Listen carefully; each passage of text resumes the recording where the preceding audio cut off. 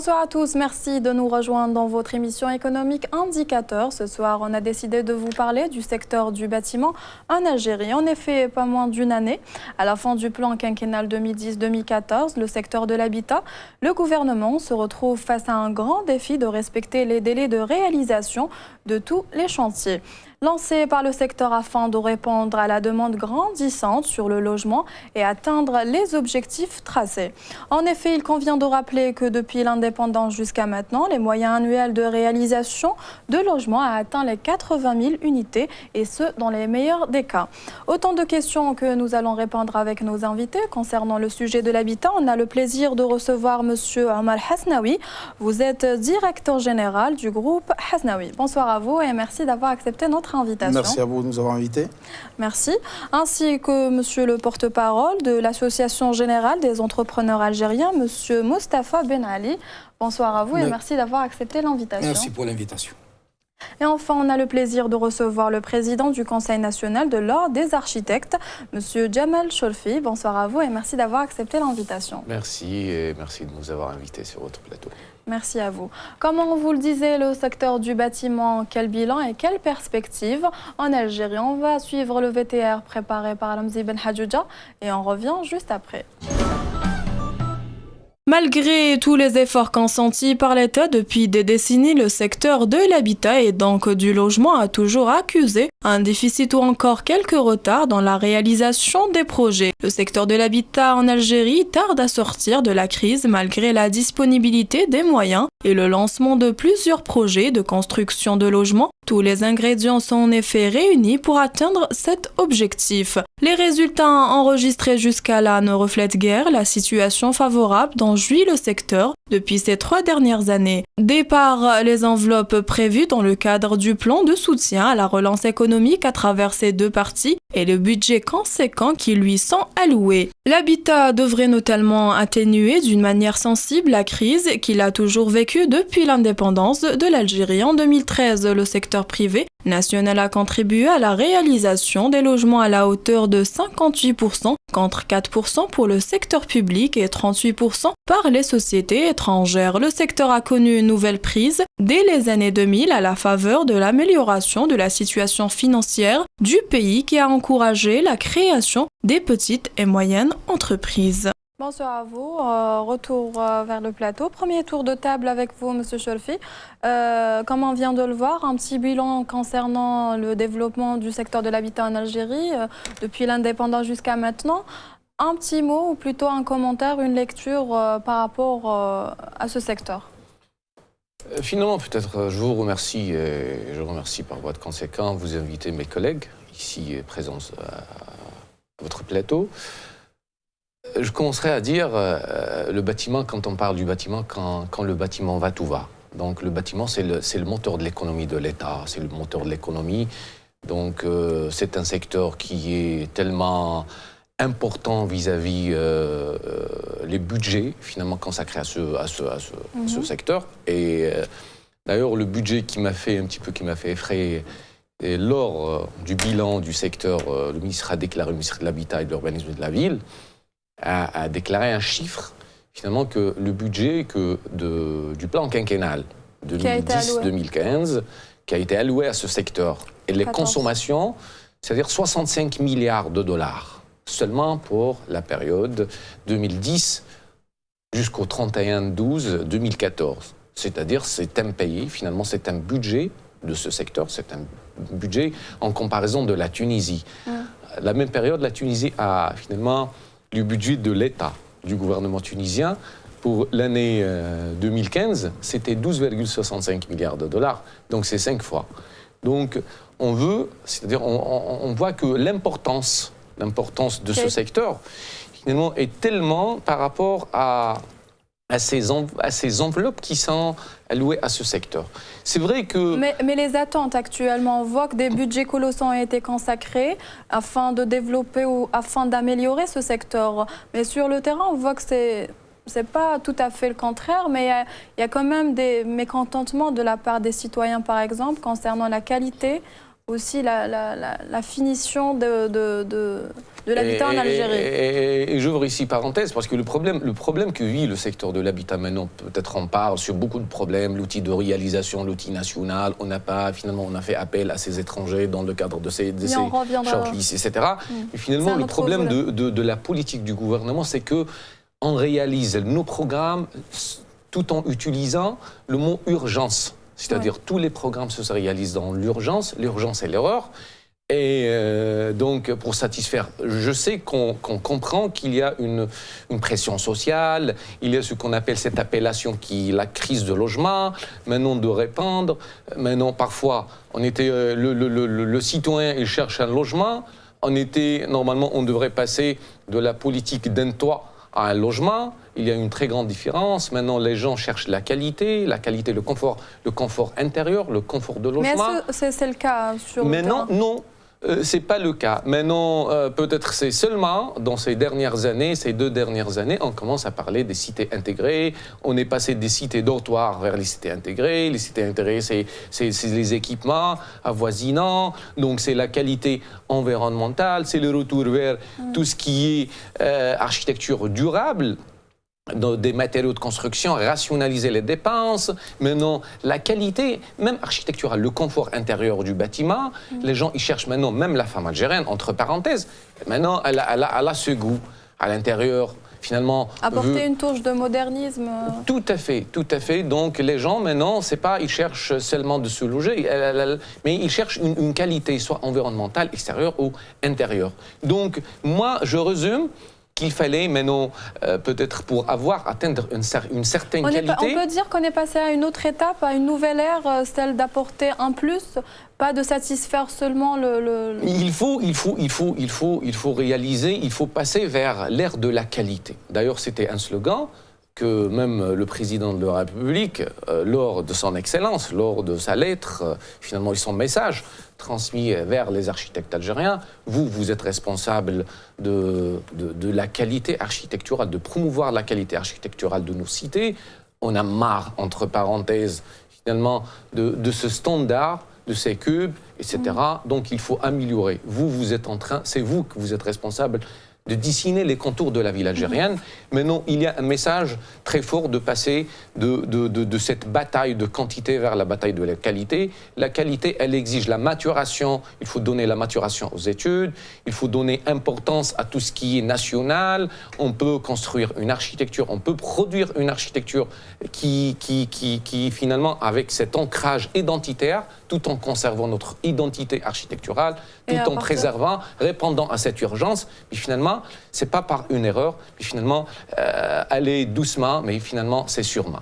Monsieur Hasnaoui, le secteur, on parle du secteur étatique, il y a aussi le secteur public qui apporte sans plus.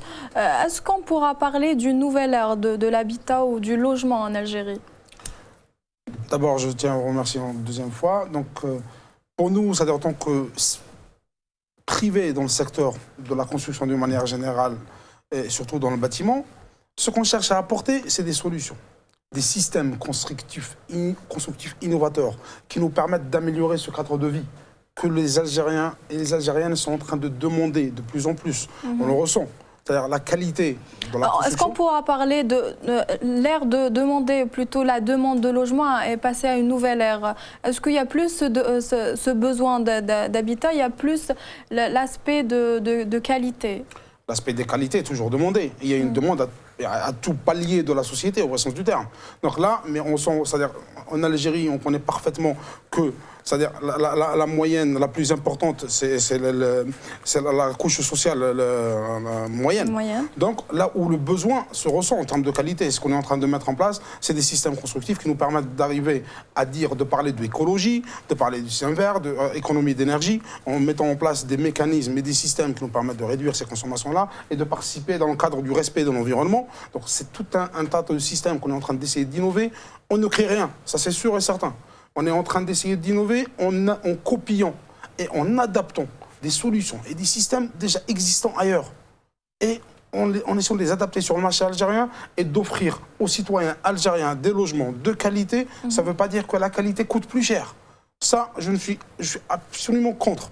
Donc nous avons des systèmes qui nous permettent de produire, réaliser plus rapidement à des coûts plus intéressants. Rien à envier aux sociétés étrangères qui viennent plutôt apporter leur... Nous n'avons rien à envier aux sociétés étrangères. Nous sommes en train de mécaniser les productions, la réalisation, et nous sommes pratiquement au même niveau qu'aux sociétés étrangères. Là, nous sommes en train de réaliser des programmes dans ce sens, et on n'a absolument rien à envier à ces sociétés-là.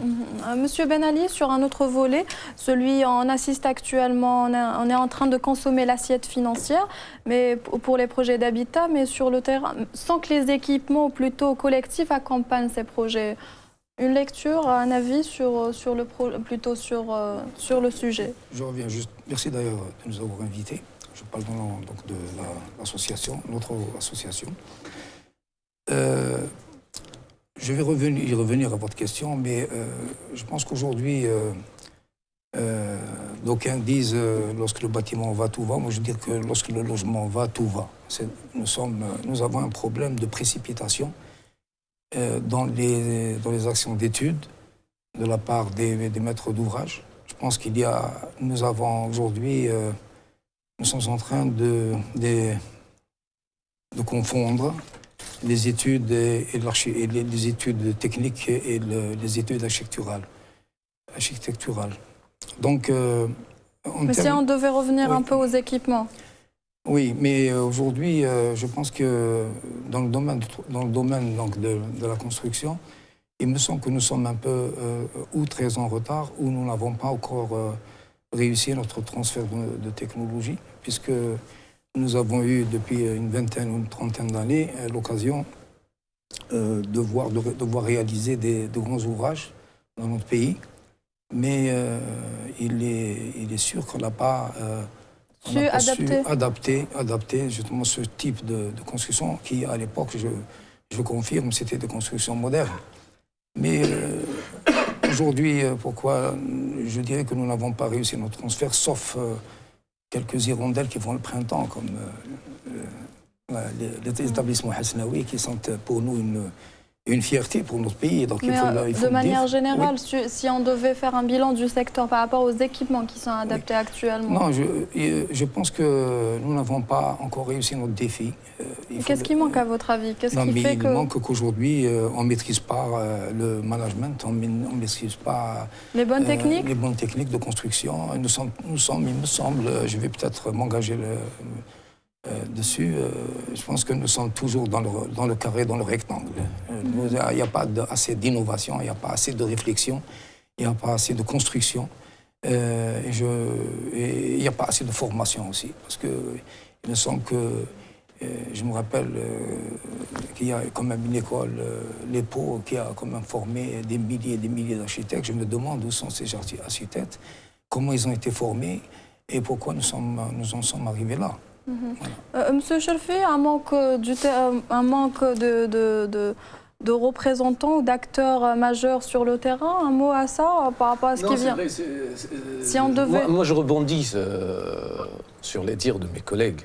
Finalement, il n'y a pas un problème. Finalement, il n'y a pas un problème d'architecture. Finalement, moi, qu'est-ce que je vous demande? C'est-à-dire, je demande à ce gouvernement, à ce secteur, responsable de ce secteur, de donner à l'architecte algérien les moyens, l'espace. Finalement, les architectes de l'école algérienne qui ont fait des progrès à l'extérieur, à l'étranger, donc c'est pas à Dubaï, en France, partout, en Europe, ce sont des architectes qui se sont formés un petit peu, ils se sont formés à l'école algérienne ici. Et finalement, on les trouve sur des grands projets ailleurs.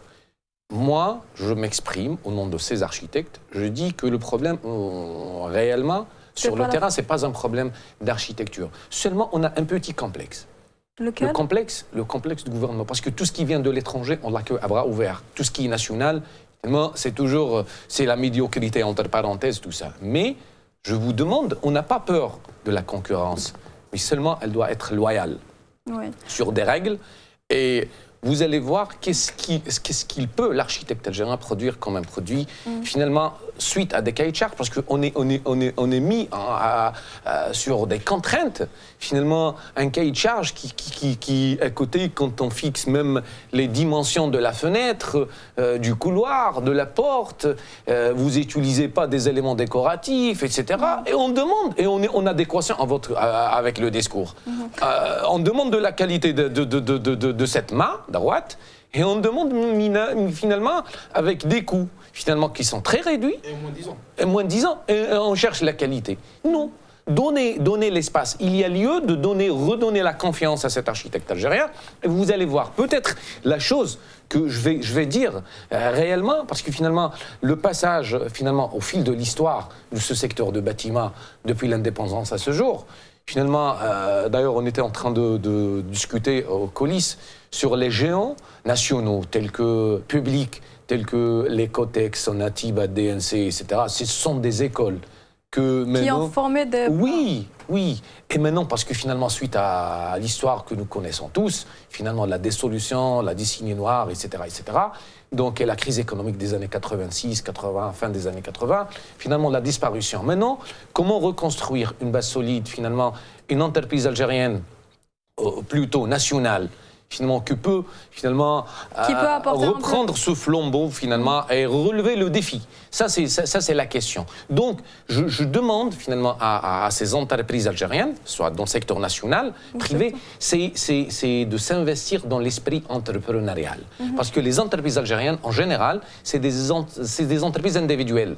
Finalement, c'est pas des entreprises qui sont structurées. C'est rare là où vous trouverez des entreprises qui sont des administrations structurées, services de commercialisation, marketing, production, formation, etc. Donc, c'est sur les 30 000... Qui existent, il y en a... Oui, au niveau du CNRC d'entreprise algérienne, il y a rare ou une minorité qui sont structurées de sorte pour faire défi à cet étranger qui sont en train de faire envahir ce marché national. Monsieur Ben Ali ? Des géants, la construction de l'époque, parce que là, il me fait rebondir parce que je suis justement un ancien du secteur. Et je considère qu'il y a eu deux problèmes. On n'a pas bien restructuré. Quand on parle on ne fait pas confiance aux produits algériens, pas aux entrepreneurs, plutôt aux architectes. On a plus tendance à faire confiance aux étrangers. Est-ce que vous partagez le point de vue? Mais là, moi, il y a une certaine crainte quand même qui se fait actuellement. Oui, mais parce que nous constatons que la qualité n'y est pas. Je suis un peu... La qualité n'y est pas. Sauf quelques entreprises qui essayent, vaille que vaille, de sauver la mise. Mais je fais toujours la comparaison avec les géants dont parlait mon collègue. Nous, en termes d'habitat, je m'engage à dire que nous en construisions mieux. Quand vous voyez les anciennes habitations de Sidi Moussa, de Blida, de Constantine et jusqu'à ce jour. Oui, on peut faire mieux, bien sûr qu'on peut faire mieux. Monsieur Hasnaoui, secteur privé, quand on dit que la qualité n'y est pas actuellement. Écoutez, à l'instant même, j'ai cité le mot moins 10 ans. Donc aujourd'hui, le plus gros programme, le plus gros budget qu'a cité M. Chorfi, c'est le programme du logement social. Aujourd'hui, ce logement social ne peut nous permettre de nous épanouir en termes de réalisation, en termes d'architecture, en termes de développement du secteur, au vrai sens du terme. On est limité à un secteur qui prend plus de 99%. Donc là, si on se situe par rapport au logement, et aux critères du logement, ce qu'il nous faut aujourd'hui sur le marché algérien, c'est la libération du marché.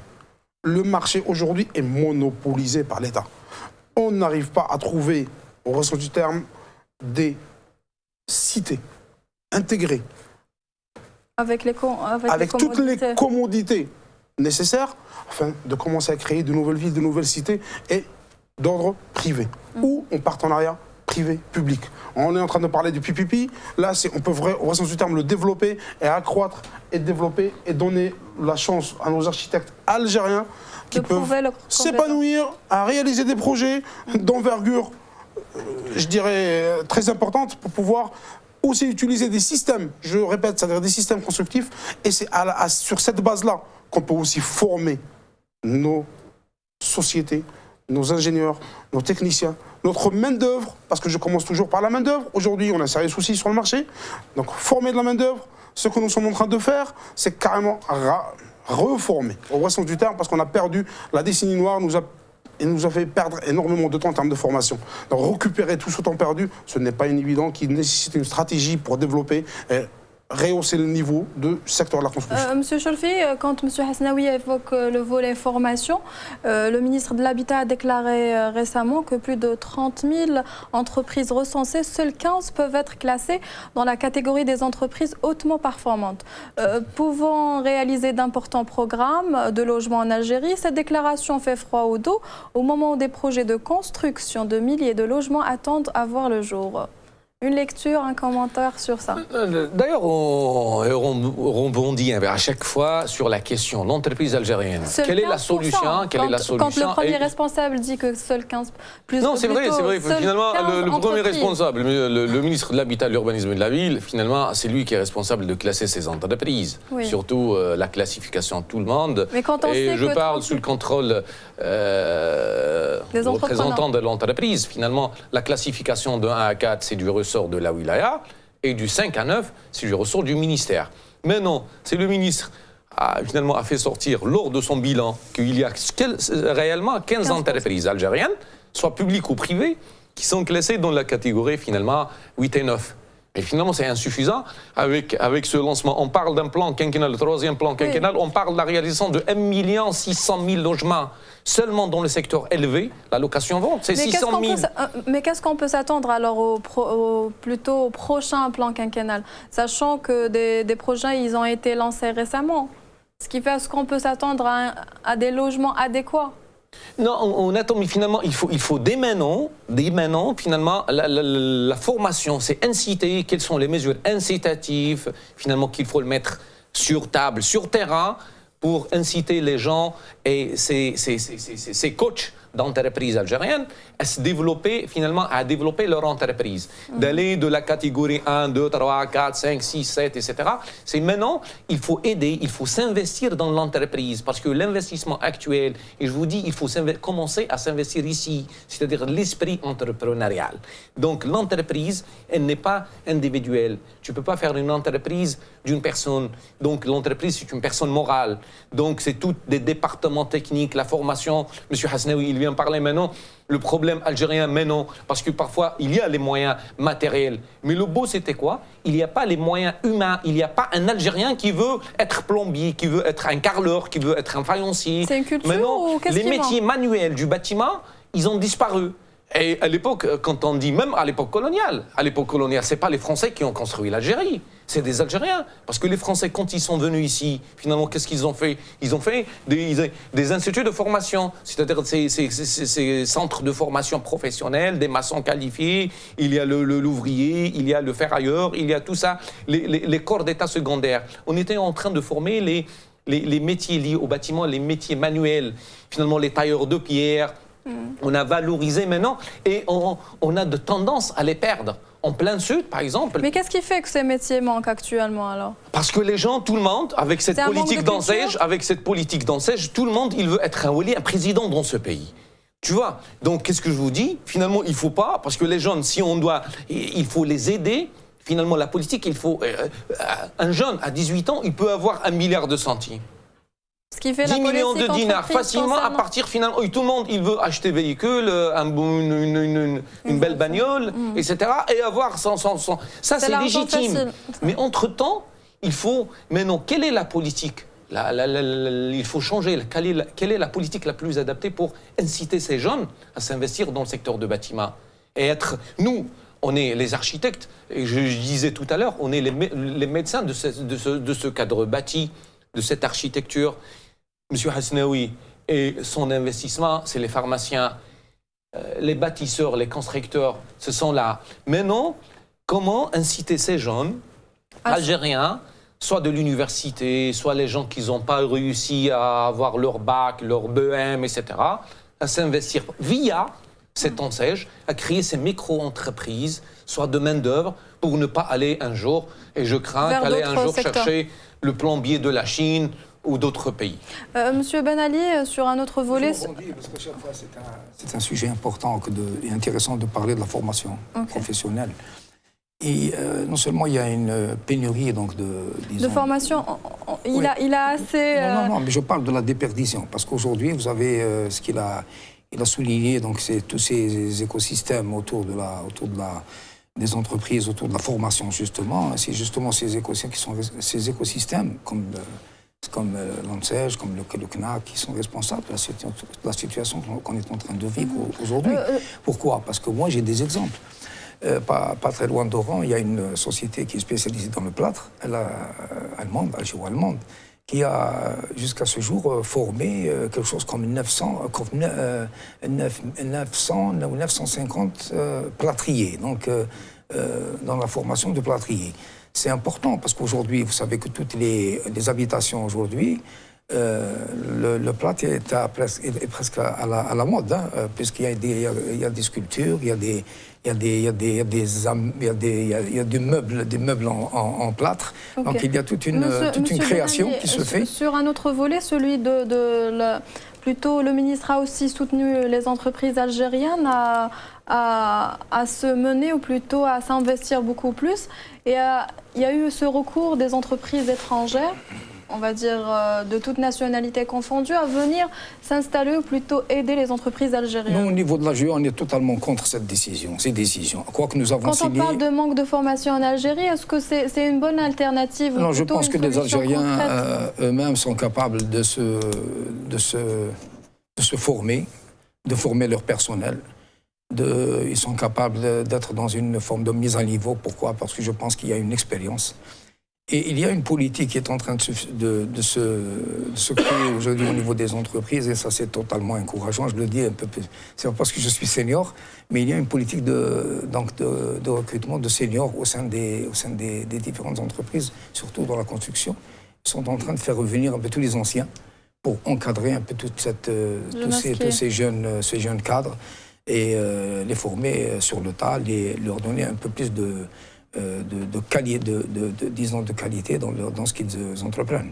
Monsieur Hasnaoui, le recours aux entreprises étrangères pour venir plutôt relancer le secteur, aider beaucoup plus les entreprises algériennes, est-ce que vous trouvez que c'est la bonne solution, plutôt le bon remède, quoi? Écoutez, ça dépend de la manière quand on voit la chose. Faire appel à des sociétés étrangères pour réaliser en Algérie, tout en formant la jeunesse algérienne, sur cet aspect, je compte entièrement d'accord. Faire recours à des sociétés étrangères à 100% pour réaliser en Algérie, ce n'est pas une très bonne politique. Quand on sait que le manque de formation existe, plutôt le manque de savoir-faire algérien, quand on dit qu'il n'y a pas assez de maçons, de plâtriers, Écoutez, c'est pour ça qu'on est en train de parler de formation. D'accord, personne n'est, c'est-à-dire qu'on est maîtrisant tous les secteurs. Donc là, on parle de formation au sens du terme, et on parle du bâtiment. Le bâtiment, c'est les CES. Le nombre de CES est tellement important, tellement de métiers, tellement de spécialités. Aujourd'hui, quand on parle d'un maçon algérien, nous avons sur le marché des maçons qui savent tout faire. En fait, ils ne savent rien faire. Ils ne savent pas maîtriser la qualité du rendu au sens du terme. Donc là, on est en train de parler de spécialisation en termes de formation.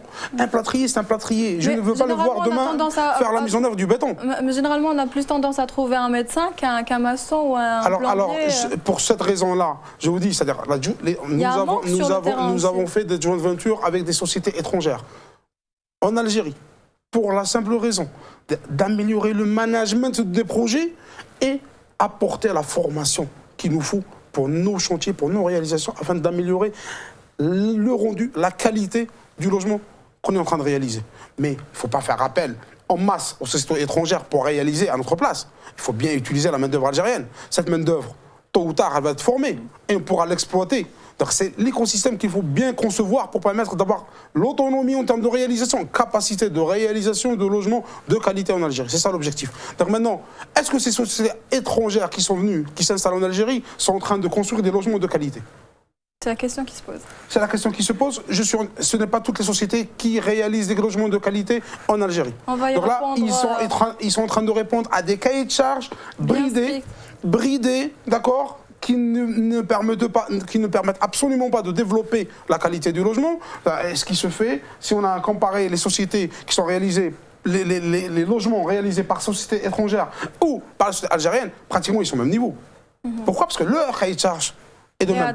Alors que le budget alloué aux sociétés étrangères n'est pas du tout le même aux sociétés allouées aux étrangers, aux sociétés algériennes pour le même produit. Très bien. On va revenir dans quelques instants pour la deuxième partie de votre émission économique Indicateur. Ne quittez pas.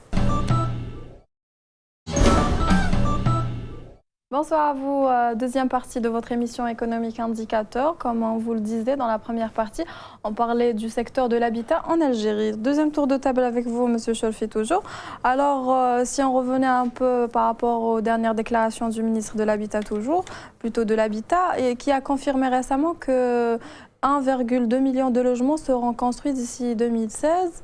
Que pensez-vous en votre qualité d'architecte, plutôt de représentant des architectes en Algérie? Réellement, c'est un défi à relever. Mais finalement, le problème pour réaliser ce défi, pour être à terme et arriver à un résultat, parce que je sais pertinemment que le ministre, finalement, il exécute une politique.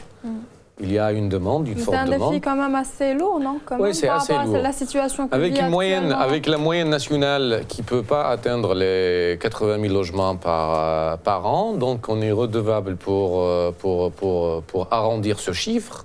C'est réaliser un petit peu les 250 000, un quart de million par an. Donc, faire appel à cet outil national, à ces shortlists, soit les entreprises étrangères. Par rapport à la crise financière que vit actuellement aussi l'Algérie, sachant que le prix du pétrole a connu quand même une baisse importante, la rente pétrolière, elle est moins importante qu'auparavant. Est-ce que le gouvernement pourra plutôt respecter les délais, respecter le quota? Tout à fait. Suite aussi aux orientations du CM, du Conseil des ministres, le mini-Conseil de ministres, présidé par son Excellence Président de la République, là où l'orientation, c'est le retour vers l'outil national. L'outil national, maintenant, il devient une alternative, une obligation de s'investir davantage, soit dans tout ce qui est national, parce que aussi, c'est à partir de la dernière 16e tripartite qu'on ne parle pas d'un secteur privé, du secteur privé et secteur public, qu'on parle du secteur national. Donc, la relation publique-privée, donc elle est obligatoire. Maintenant, mettons la main dans la main, parce que rationaliser les dépenses, on fait un combat, un challenge pour préserver ce réserve de change. Comment? C'est de s'investir davantage dans l'outil national, promouvoir l'outil national, soit l'architecte algérien, soit le BET algérien, soit l'entreprise algérienne. On n'a pas d'autres alternatives. Maintenant, il fallait que le gouvernement, le secteur, comprenne ce challenge. Sans ça, on peut pas, finalement, on peut être à la faillite d'ici 5 ans. Si on continue à travailler avec des transferts de capitaux, etc., les parts transférables, quelle que soit, elle est révisée en baisse à 27 à 28%. Mais malgré ça, parce que on peut consommer ça localement, tout en développant le moyen de production nationale et avec la formation, avec l'évolution logique de l'entreprise de 1 à 9, aidé par le biais des crédits, transfert de technologie. Ce qui fait, à votre avis, que les délais pourront être respectés et le quota si en respectant tout ça, parce que finalement, le parc actuel, les 30 000 logements, les 30 000 entreprises qui existent sur le secteur, maintenant, dans le secteur de bâtiment, finalement, seulement si chaque entreprise, elle peut réaliser 10 logements, théoriquement, mathématiquement, on peut réaliser 300 000. Maintenant, les entreprises qui travaillent dans le secteur de bâtiment, ils sont de l'ordre de 7 000 sur les 30 000. Il y a d'autres qui sont à l'arrêt. Maintenant, il faut quelles sont les mesures? Il faut que le secteur s'investisse davantage dans des politiques pour inciter ces entreprises à venir, finalement, donner les crédits, finalement, les encadrer en matière de management, gérer la gestion des projets. Maintenant, ça devient de la science. C'est pas n'importe qui, parce que finalement, tout le monde, si quelqu'un n'a pas un travail, finalement, il fait une entreprise. Finalement, c'est facile d'avoir un registre d'entreprise, d'entrepreneur. Ça, c'est un petit peu, c'est le mot qui devient facile. Mais non, il faut encadrer ça. C'est les gens qui ont une expérience, qu'il faut capitaliser notre expérience via les experts de ce métier, les anciens de ces secteurs, de ces géants nationaux.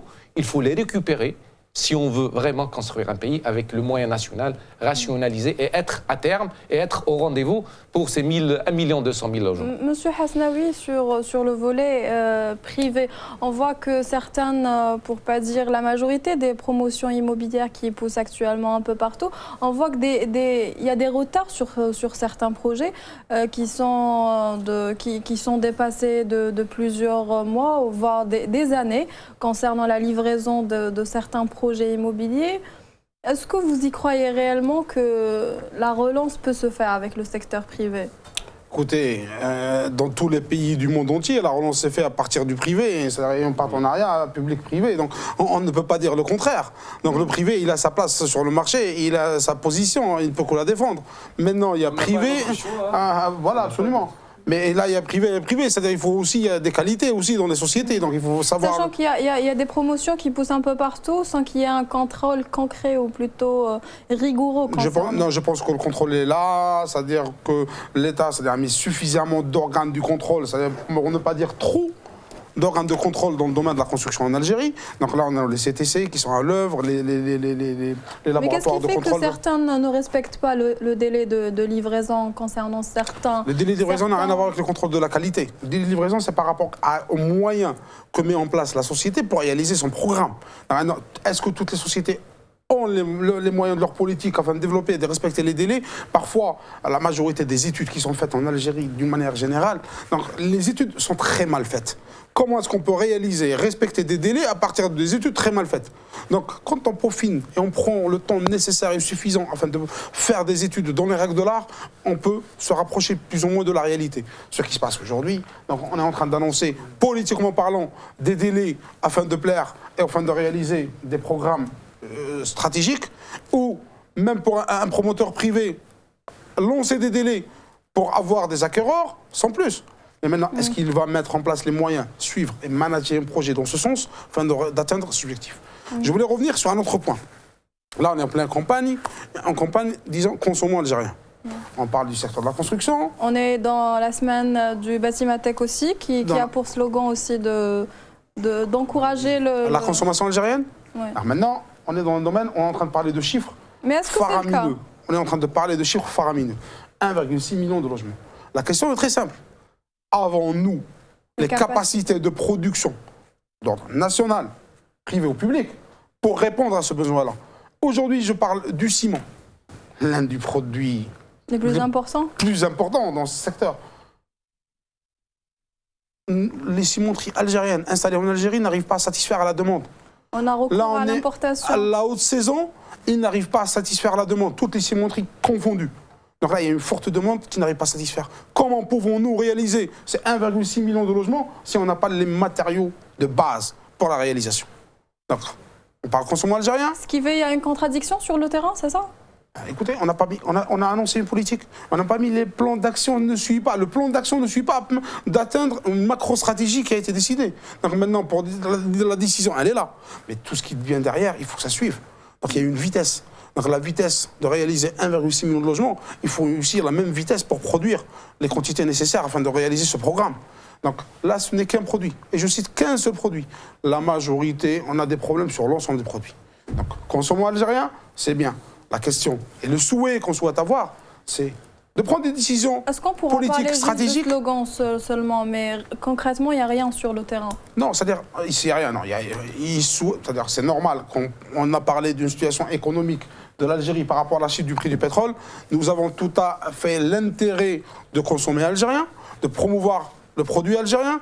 Mais maintenant, quelle est la macro-stratégie qui doit être mise en place sur le marché algérien afin d'atteindre cet objectif? Parce que ça, ce n'est qu'un objectif. Nous n'arrivons pas à assurer une autosatisfaction, c'est-à-dire une autosuffisance en termes de matériaux de construction.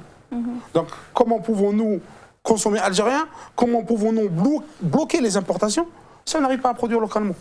Tout à fait. Donc maintenant, il y a des secteurs qui sont lésés. Il y a des secteurs qui répondent aux besoins nationaux, mais qui sont lésés, que les importations continuent.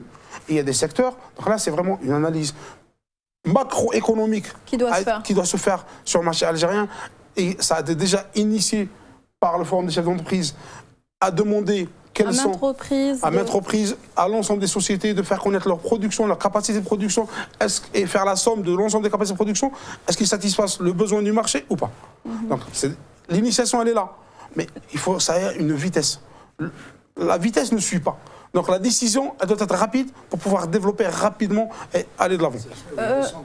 Oui, monsieur Il me semble, Asnaoui, qu'il ne faut pas peut-être confondre vitesse et précipitation. Parce que je pense qu'il y a la précipitation au niveau des maîtres d'ouvrage et ils ont malheureusement, ils ne mettent pas tout le temps nécessaire pour leurs études. Le problème, il est là.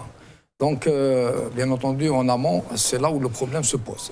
Par contre, il y a une autre alternative, c'est un peu le leitmotiv de cette politique de construction tout azimut, c'est l'exigence du citoyen. Aujourd'hui, il y a une attente. Hein, il y a une attente, et quand il y a une attente, il y a obligatoirement quelque chose qui n'est pas que l'État n'accepte pas, dans la mesure où ne voudrait pas que ça puisse arriver, dans la mesure où je pense qu'aujourd'hui, nous avons gagné cette paix sociale, mais simplement, il ne faudrait pas qu'on arrive malheureusement à des situations telles où le manque de logement, ou les promesses de logement, parce qu'il ne faut pas oublier qu'il y a un listing énorme qui est entre... Il y a une demande accrue du logement. Une demande accrue du logement aujourd'hui, à tout âge. Monsieur Ben Ali, oui. Pour passer à un autre volet, celui de la location. Actuellement, on voit que le citoyen vit dans une véritable jungle. Si on voit que c'est la loi du plus fort qui prime actuellement. Très bien, madame, mais merci d'avoir posé cette question, auquel j'y tiens à cœur. Vous savez... Aujourd'hui, parce qu'on voit actuellement que le citoyen est livré à lui-même quand on parle d'habitat. Aujourd'hui, il va falloir qu'on fasse comme nos voisins. On n'a pas inventé le couteau le couteau à couper le beurre. Hein. Nos voisins, dans la location, ils sont beaucoup plus fluides, beaucoup plus flexibles que nous. Hein. Aujourd'hui, je pense qu'il faut revenir à la question de location comme on le faisait bien avant qu'on soit indépendant. Je m'excuse de le dire comme ça. Hein. Aujourd'hui, il faut que le notaire joue son rôle. Il faudrait que le locataire... Moi, je n'ai pas besoin de voir le locataire. C'est l'agent immobilier qui est mon interlocuteur. Je n'ai pas besoin d'aller payer 24 mois ou 25 mois d'avance pour avoir une location. Moi, je crois que ça, c'est le travail. Mais qu'est-ce qu'il faut faire actuellement afin d'y remédier à ce problème? C'est une décision, madame. C'est une décision politique. C'est une décision politique où tout locataire doit passer par un notaire, tout locataire doit passer par un agent immobilier, et on libérera définitivement cette histoire de payer 24 mois pour je ne sais quel... il y a celui qui demande à louer la location... Il y a pas une tarification qui est fixée actuellement, on sait que c'est... Non, mais la tarification en termes pour l'OPJ, elle doit être définie par l'État, madame. C'est celui-là, elle doit s'aligner, la location doit s'aligner au même titre que le privé. Ça, il ne faut pas faire de différence entre public et privé. Ça, même tout ce qui touche la location OPJ et la location ADL, c'est interdit, elle est interdite par l'État, mais tout ce qui touche la partie OPJ, il peut y avoir une flexibilité là-dessus. Monsieur Chervier, dernier volet pour clôturer notre émission. On parle actuellement du dernier séisme qui a touché l'Algérie. Certains experts reprochent au gouvernement de ne pas avoir un plan d'urgence actuellement pour pouvoir affronter ce genre de problèmes comme le relogement des sinistrés, estimant également qu'on n'a pas tiré les leçons du passé, telles que les inondations et les tremblements de terre. Un commentaire ou un avis sur ce qui se passe actuellement, sachant que l'habitation actuellement en Algérie, elle est un peu, on va dire, menaçante quand même. C'est vrai parce que on est le seul pays qu'on n'a pas un texte qui traite les plans d'urgence. Le vieux bâti, ce vieux bâti finalement qu'on a livré à lui-même, à ce citoyen. Finalement, quand on sillonne Alger, elle est à 80%, mis à part... Il n'y a pas qu'Alger aussi, il y a Oran. Non, il y a bien sûr, finalement, c'est à titre d'exemple. Oui. Maintenant, on a demandé, et finalement, il y a un texte maintenant au niveau du SGG. Vraiment, on a demandé la création de l'agence nationale qui prendra pour le vieux en charge, le vieux bâti, comment les techniques de réhabilitation, les techniques de restauration, de rénovation, ce patrimoine qui est non classé, parce que le patrimoine classé est la responsabilité du ministère de la Culture. Pour le patrimoine non classé, maintenant, elle est à la charge de qui? C'est l'habitat, c'est les domaines, c'est la wilaya. Tout ça, on n'a pas, même en matière de technique, même en matière de technique d'études, des études.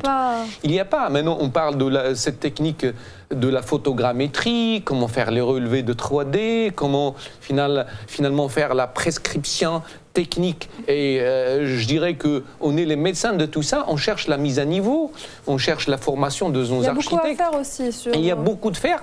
Et finalement, cette politique, c'est la politique du secteur. C'est un volet qui est très important, le volet de la réhabilitation de nos villes et de notre patrimoine architectural. Merci. Monsieur Ben Ali, on arrive à la clôture de notre émission. Un dernier mot à ajouter concernant ce secteur. Afin de booster, trouver des solutions concrètes, à votre avis, qu'est-ce qu'il faut apporter de plus actuellement? Je terminerai par dire, j'aime bien les adages. Il faut avoir l'ambition de ses moyens, madame, tout simplement. C'est mon dernier mot. Monsieur Chorfi, il a été très bref. On revient à vous afin de clôturer l'émission. Un dernier mot, si vous avez un mot à ajouter. Moi, je dirais qu'il faut donner importance à ce produit architectural parce que l'architecture d'aujourd'hui, ça sera le patrimoine de demain. Comme ça a été l'architecture d'hier, notre patrimoine d'aujourd'hui.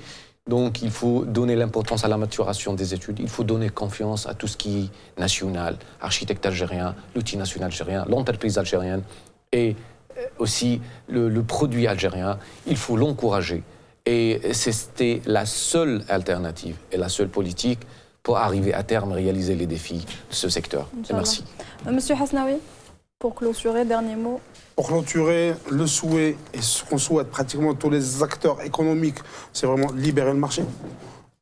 Offrir, mettre en place des mécanismes. L'État est là en tant que premier rôle, en tant que régulateur, mettre en place des mécanismes de contrôle et libérer le marché de la construction, au vrai sens du terme, copions de ce qui a été fait ailleurs. Copions des modèles qui ont bien réussi.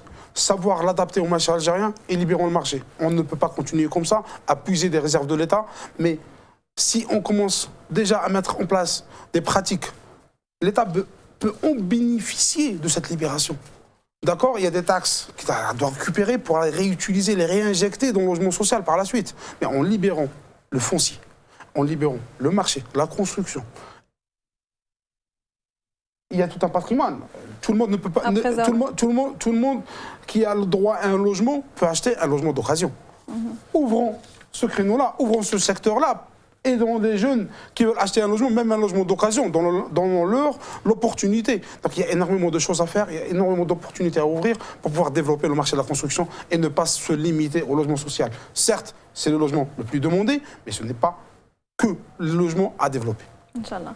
Merci à vous d'avoir accepté notre invitation et merci à vous de nous avoir suivis jusqu'au bout. On se retrouve la semaine prochaine avec un autre numéro de votre émission économique Indicateur. Très bonne soirée à vous.